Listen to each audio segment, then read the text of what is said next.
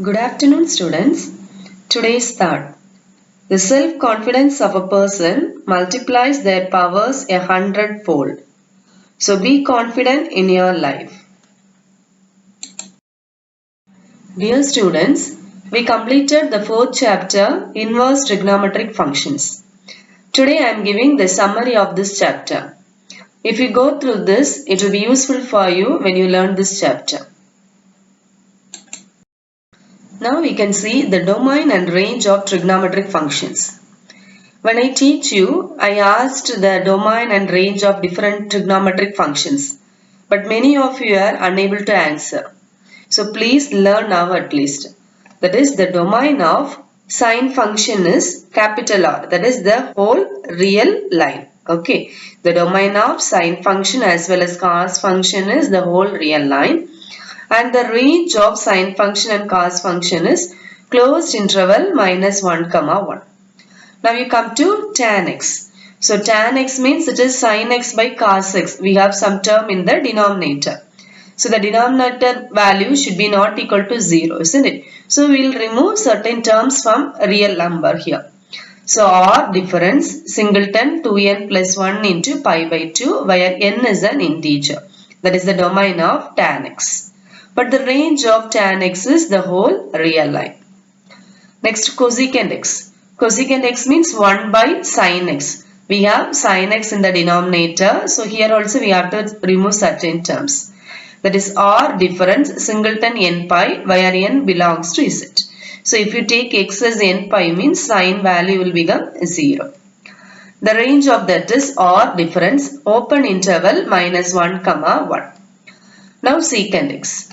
The domain of that is R difference 2n plus 1 into pi by 2 where n is an integer.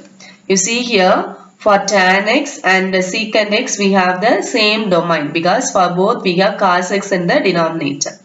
But the range is different. For tan x we have the whole real line, but for secant x we have R difference open interval minus 1 comma 1. Then for tan x the domain is R difference singleton n pi where n belong to z. You see here for cosecant x and cot x the same domain because for both we have sine in the denominator, and the range is the whole real line. Inverse trigonometric function. Sine inverse, cos inverse, tan inverse, cosecant inverse, secant inverse and cot inverse we have. So the domain of sine inverse and cos inverse are same. It is closed interval minus 1 comma 1. Then for tan inverse the domain is the whole real line. Cosecant inverse it is R difference open interval minus 1 comma 1. Secant inverse R difference open interval minus 1 comma 1. Cot inverse it is R. So you see here the domain of sine inverse and cos inverse are same. Then cosecant inverse and secant inverse are same. Tan inverse and cot inverse are same. Now you can come to the principal value or the range. It is closed interval minus pi by 2 comma pi by 2 for sine inverse, and closed interval 0 comma pi for cos inverse. Open interval minus pi by 2 comma pi by 2 for tan inverse. Closed interval minus pi by 2 comma pi by 2 difference singleton 0 for cosecant inverse. R difference open interval minus 1 comma 1 for secant inverse and open interval 0 comma pi for cot inverse. Now you can see whether the given function is an odd function or even function. So for odd function what condition we have is, in the next slide we will see that f of minus x is equal to minus f of x means it is odd function. So you see here if you take sine inverse of minus x, it is minus sine inverse of x. So it will be minus f of x form. So it is an odd function. Cos inverse of minus x if you take means it is pi minus cos inverse x. So we cannot say it is a even function or odd function. So neither even nor odd. Now tan inverse. Tan inverse of minus x is minus tan inverse x. So it is an odd function. Cosecant inverse of minus x is minus cosecant inverse x. So it is an odd function. Secant inverse of minus x is pi minus secant inverse x. So we cannot say whether it is even or odd. Then cot inverse of minus x is pi minus cot inverse x. So this is also neither even nor odd. Periodicity. A real valued function f is periodic if there exists a number p greater than 0 such that for all x in the domain of f, x plus p is also in the domain of f and f of x plus p is equal to f of x. So listen, if we have like this f of x plus p is equal to f of x where p is a number greater than 0 and x plus p as well as x lies in the domain means then the given function is periodic with period p. The smallest number is called the period. Okay, the smallest number p which satisfies this condition is said to be the period. For example, sin x, cos x, cosecant x, secant x and e power ix. For everything the periodic function is 2 pi. Whereas tan x and cot x the periodic function with period pi radian. F of x is an even function if f of minus x is equal to f of x. And f of x is the odd function if f of minus x is equal to minus f of x. Now you can see amplitude and period. Amplitude means it is the maximum height. So for y is equal to a sin alpha x, the amplitude is modulus of a and the period is 2 pi by modulus of alpha. Now the amplitude and period of y is equal to b cos beta x. So for this the amplitude is modulus of b and period is 2 pi by modulus of beta. So same way we can see for tan. So if the function is y is equal to a tan bx, its period is pi by modulus of b. Its one complete cycle lies between minus pi by 2 into modulus of b and pi by 2 into modulus of b. For y equal to a tan bx, the asymptotes are the lines x is equal to pi by 2 times modulus of b plus pi by modulus of b into k, where k is an integer. Since the tangent function has no maximum and no minimum value, the term amplitude for tan x cannot be defined. Okay, for tangent function we don't have any maximum value or minimum value. So that we don't have any amplitude. Amplitude means what? It is the maximum height. So for tan x there is no amplitude. Now we can see the graph of all the trigonometric functions one by one. First we are going to see the graph of sine function. Listen, for all the trigonometric functions the domain is the whole real line. But only when we want to define the inverse trigonometric function we will restrict the domain to certain intervals. So here I am going to show the curve of sin x in the whole real line.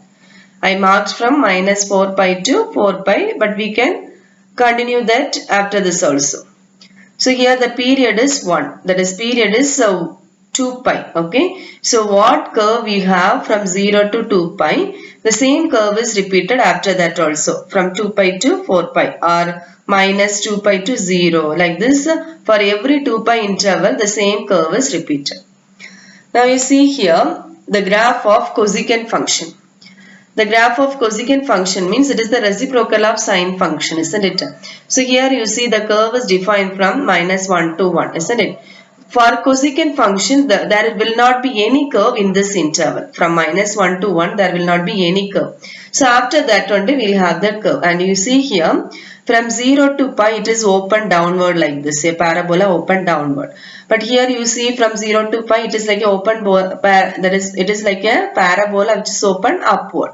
In opposite way we have. And here you see from pi to 2 pi it is like a parabola which is open upward. But here you see the parabola is open downward. So the same curve but in opposite way we have here. It is sine function is defined from minus 1 to 1. But cosecant function we don't have any curve in between minus 1 to 1. And if the parabola is open downward here it will be open upward. If it is open upward like this, here it will be open downward. Okay. And here we have many asymptotes. Vertical asymptotes are there at x equal to 0, pi, 2 pi, etc. Same way here, minus pi, minus 2 pi, etc. And when you draw the curve, listen, this line and this curve should not that is they should not touch each other. Okay. There should be little gap. Here it is very close, but it should not touch it. Okay. Now we can see the graph of cosine function in the real line. I marked here from minus 4 pi to 4 pi, but it will be extended on both the sides. Here the maximum height is 1 and the minimum value is minus 1. The period is 2 pi. What curve we have from 0 to 2 pi? The same curve is only repeated after that also for every 2 pi interval. Now you see the graph of secant function. So here for cos function the curve is defined from minus 1 to 1. Secant is the reciprocal of cos. And here we don't have any curve in between minus 1 and plus 1. Only from 1 as well as here from minus 1 the curve is defined. And if for cos the parabola is open downward means here it will be open upward. Here if it is open upward means here it will be open downward. Like that we will have the curve. Now we can see the graph of tangent function and cot function. So the tangent function will be like this, and here we have the asymptotes at pi by 2, 3 pi by 2, then here minus pi by 2, minus 3 pi by 2, etc. That is 2n plus 1 into pi by 2 where n is an integer. And for cot also we have the asymptotes, but here we have asymptotes at pi, 2 pi, etc. and here 0 is also asymptote. Okay. Then minus pi, minus 2 pi, etc. That is the asymptote is x is equal to n pi where n is an integer. Now we can see the graph of sine function and inverse sine function. For the test maximum they will ask the question like this only. Draw the graph of sine function and inverse sine function in its respective domain. So you should know what is the domain and range of sine function and inverse sine function. So for sine function, generally when we take the domain is the whole real line. But when we want to define the inverse sine function, we'll restrict the domain to closed interval minus pi by 2 comma pi by 2. Okay, because only in this interval the function will be 1 to 1 and on to. Only if it is a bijection, the inverse can be defined. So in closed interval minus pi by 2 comma pi by 2, the curve y equal to sin x will be like this. Okay. And now you see for inverse sine function, what value we took for x-axis, that is x, minus pi by 2 to pi by 2 only we took along x-axis. The same value we have to take along y-axis for inverse sine function. So here it is minus pi by 2 to pi by 2. Then what value we have for y-axis? From minus 1 to 1 we have. That we have to take for x-axis for inverse sine function. Okay. And when you, that is we can take some values for x and we can find the corresponding value of y. And you can draw the curve. You will get the curve like this. Here we have the graph of cosine function and inverse cosine function. For cosine function, the domain is closed interval 0 comma pi and the curve will be like this. Okay, in the interval 0 comma pi, we have the curve like this. And listen, all the trigonometric function and inverse trigonometric function you can draw easily by drawing a table. That is, we have to take some values in the given domain and we have to find the corresponding y value. You can plot it and join it, you will get a smooth curve. Okay. So here we have inverse cosine function. For cosine function, the domain is what? The closed interval 0 comma pi. So that will be the range for cos inverse x.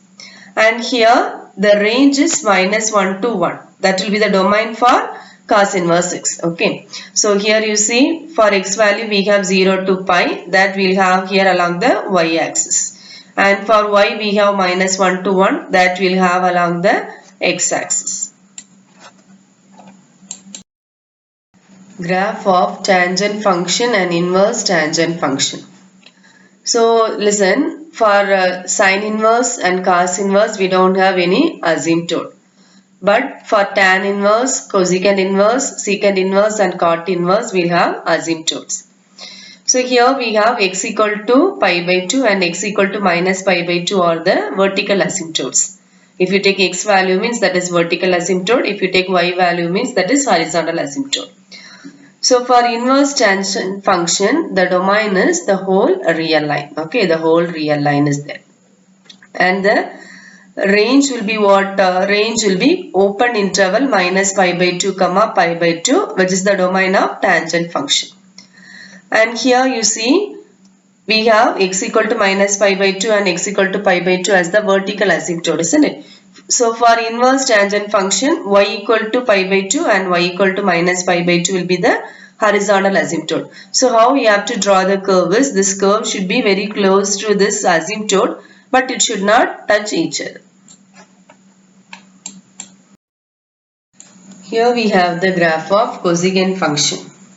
The domain of cosecant function is closed interval minus pi by 2 comma pi by 2 difference singleton 0. That is, the curve exists between minus pi by 2 to pi by 2, but at x equal to 0 we don't have any curve. And the range of this is, it is equal to the domain of cosecant inverse function. It is R difference closed in, that is open interval minus 1 to 1. So the curve does not exist in between minus 1 to 1. We have the asymptote at x is equal to 0. So x is equal to 0, we have the asymptote. Listen, the curve exists between minus pi by 2 to pi by 2, isn't it? So for denoting that only we have these two dotted lines. Don't think it is asymptote. Here it shows that the curve exists between closed interval minus pi by 2 to pi by 2. Same way, the curve does not exist between minus 1 to 1, isn't it? For denoting that only they have drawn these horizontal lines. Now you can see the curve of cosecant inverse x. So here the domain is R difference open interval minus 1 comma 1. So the curve exists in the whole real line except open interval minus 1 comma 1. And here the asymptote is y is equal to 0. Y equal to 0 means x-axis. Graph of secant function. The domain of secant function is closed interval 0 comma pi difference singleton pi by 2. So the curve exists in between 0 and pi, but at x equal to pi by 2 the curve does not exist. And here x equal to pi by 2 is the vertical asymptote. The range of this secant function is R difference open interval minus 1 comma 1, which is the domain of secant inverse function. So in between minus 1 and 1 we don't have any curve. Now we can see the graph of inverse secant function. Here the domain is R difference open interval minus 1 to 1. So in between minus 1 and 1 we don't have any curve. And here you see we have x is equal to pi by 2 is the vertical asymptote. So for inverse function y equal to pi by 2 will be the horizontal asymptote. The graph of cotangent function or chord function. The domain of chord function is open interval 0 comma pi. You see the curve we have like this, and at x equal to 0 and x equal to pi we have the asymptotes. This is the curve of chord inverse function, and here the domain is R, the real line, and the range is open interval 0 comma pi. So the curve exists only between 0 and pi, and here y equal to 0 and y equal to pi are the horizontal asymptotes. Here we did not draw the horizontal asymptote. In the book they did not give, but actually we can draw a horizontal asymptote here at y equal to pi.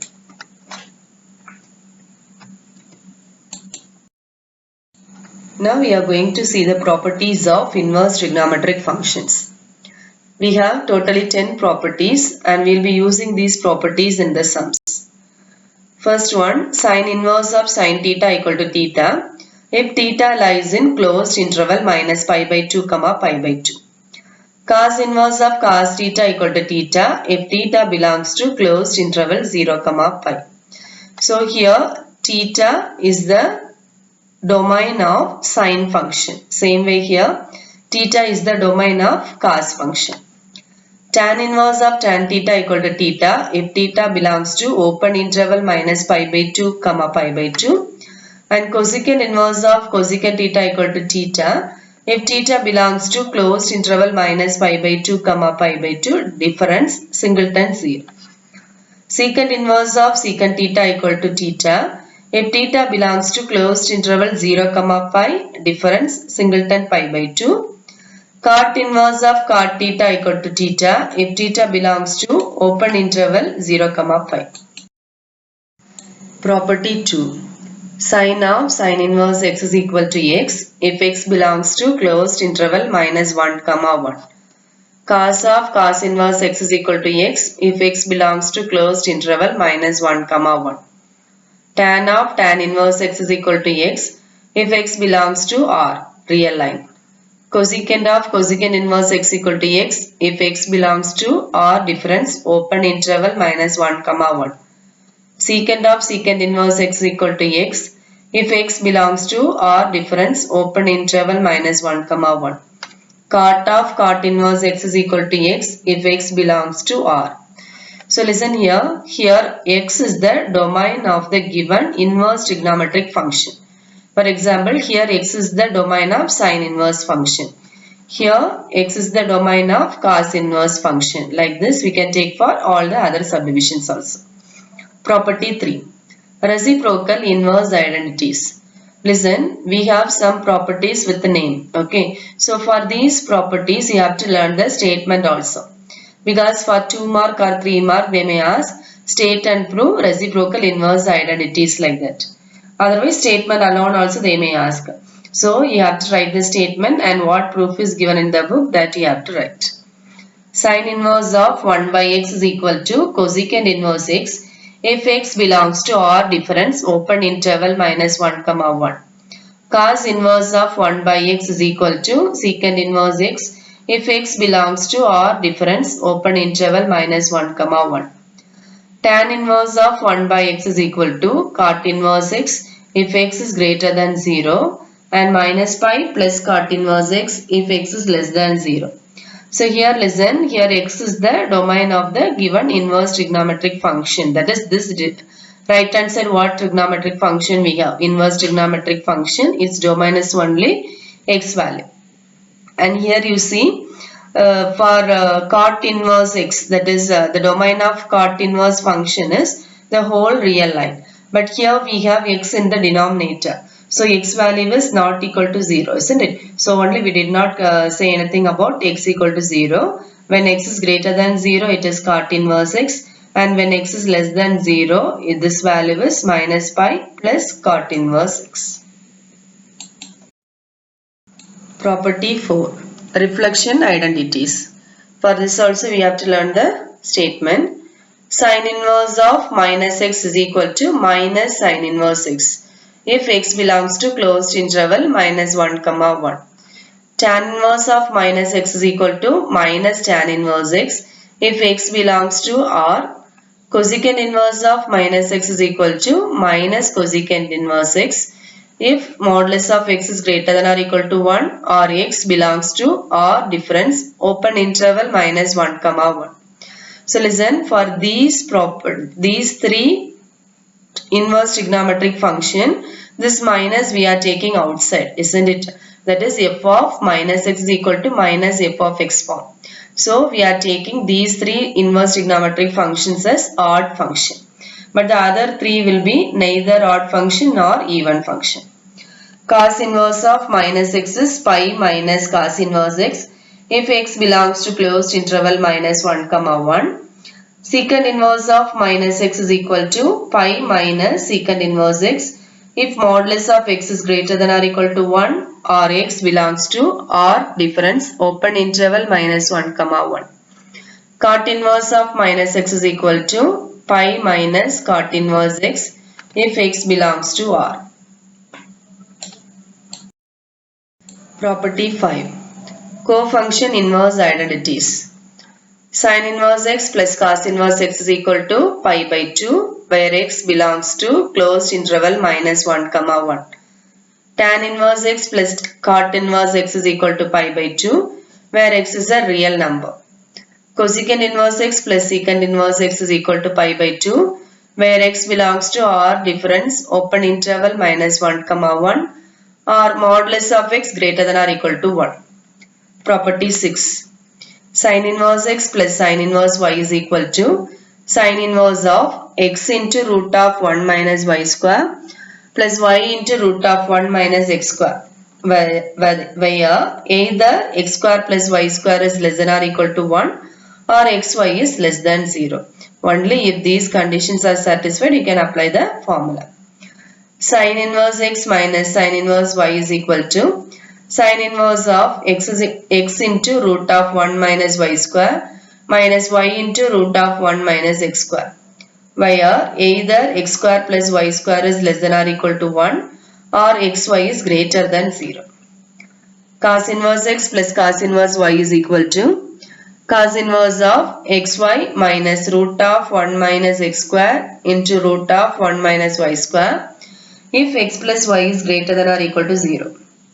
Cos inverse x minus cos inverse y is equal to cos inverse of xy plus root of 1 minus x square into root of 1 minus y square if x is less than or equal to y. Fifth subdivision, tan inverse x plus tan inverse y is equal to tan inverse of x plus y by 1 minus xy if xy is less than 1. Tan inverse x minus tan inverse y is equal to tan inverse of x minus y by 1 plus xy if x into y is greater than minus 1. Property 7. 2 tan inverse x is equal to tan inverse of 2x by 1 minus x square, where modulus of x is less than 1. 2 tan inverse x is equal to cos inverse of 1 minus x square by 1 plus x square if x is greater than or equal to 0. 2 tan inverse x is equal to sin inverse of 2x by 1 plus x square if modulus of x is less than or equal to 1. Property 8. Sin inverse of 2x into root of 1 minus x square equal to 2 into sin inverse x if modulus of x is less than or equal to 1 by root 2, or when we remove modulus it lies between minus 1 by root 2 and plus 1 by root 2. Sin inverse of 2x into root of 1 minus x square is equal to 2 times cos inverse x if x lies between 1 by root 2 and 1. Ninth property, sin inverse x is equal to cos inverse of root of 1 minus x square if x lies between 0 and 1. Sin inverse x is equal to minus cos inverse x into root of 1 minus x square if minus 1 less than or equal to x less than 0. Second subdivision, sin inverse x is equal to tan inverse of x by root of 1 minus x square if minus 1 less than x less than 1. Fourth subdivision, cos inverse x is equal to sin inverse of root of 1 minus x square if 0 less than or equal to x less than or equal to 1. Fifth subdivision, cos inverse x is equal to pi minus sin inverse of root of 1 minus x square if minus 1 less than or equal to x less than 0. Sixth subdivision, tan inverse x is equal to sin inverse of x by root of 1 plus x square equal to cos inverse of 1 by root of 1 plus x square if x is greater than 0. Property 10. First subdivision, 3 times sin inverse x is equal to sin inverse of 3x minus 4x cube, where x belongs to closed interval minus 1 by 2 comma 1 by 2. Second subdivision, 3 times cos inverse x is equal to cos inverse of 4x cube minus 3x, where x belongs to closed interval 1 by 2 comma 1. Dear students, I hope this summary will be useful for you. So before you start to learn this chapter, you go through these notes once. Then you start to learn. After learning also, you revise this chapter using these notes. Okay. If you have any doubt, you can ask. Thank you.